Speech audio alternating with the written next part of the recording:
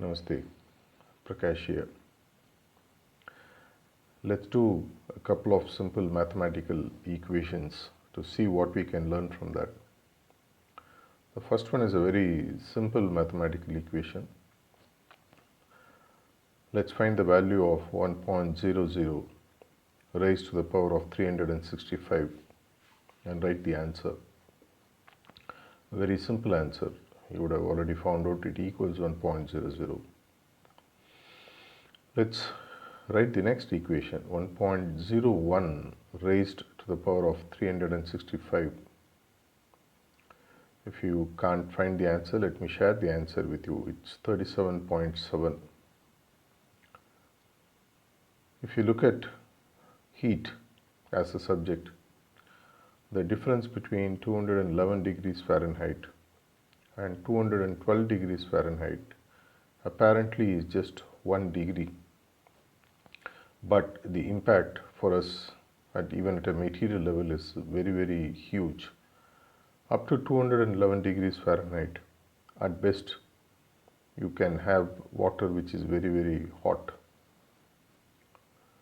The applications for water at 211 degrees Fahrenheit, though are limited to a few applications. Whereas when you heat the same water at 212 degrees Fahrenheit, just raise it by 1 degree, it becomes steam. And that gives birth to a completely new industry in terms of power utilization. If you are in high sea, when you are traveling, a shift in direction by 1 degree latitude, longitude is sufficient sometimes even to take you to a new continent altogether. Ask many of the travelers who would have traveled in those days in ships, Columbus maybe for example. He left in search of India and he landed up finding something else. Maybe there was a 1 degree shift or more. There's a funny joke that there are two friends who are in a forest, and as they were getting into the denser portion of the forest, they see a line straight up there. The line also spots them, and they know for sure that they're going to be meat for lion if they don't escape. At this moment, one of the friends calmly sits down and wears his pair of shoes. So other friend is asking, "Are you joking? Would you ever be able to outrun the lion?"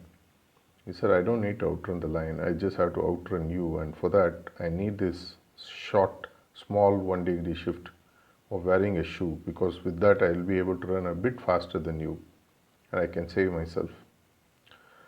Even in our daily life, apparently a very simple mathematical equation that we saw teaches us a lot. 1.00 raised to 365. Here the 365 is the number of days in a year. Let's take that you are doing some work, material or spiritual practice, meditation or cleaning or whatever. It is just not the time that you are increasing when I am talking about raising it by degree. It is that intensity of practice.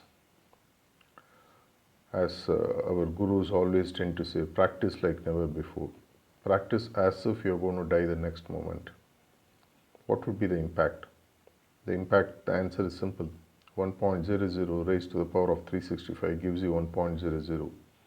1.01, a shift, increase in intensity of the practice, commitment, the love, the surrender, even in material life.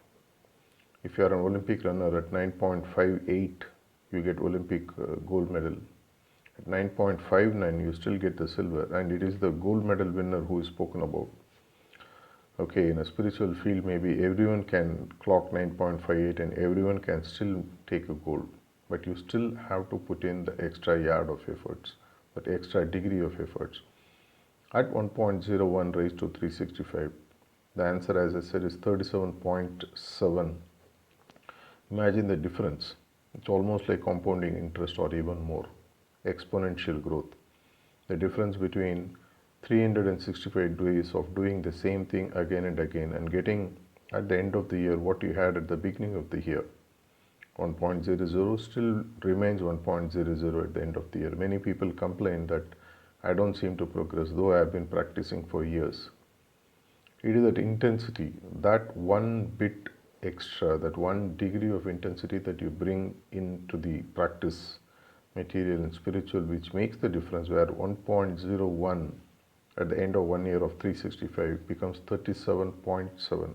Imagine the growth. Imagine the difference between 211 degrees Fahrenheit water and 212 degrees Fahrenheit water, which has become steam. Imagine being in high sea, where that 1 degree shift in direction can explore and bring you new continents. In spiritual parlance, new regions, new points which you had never seen before.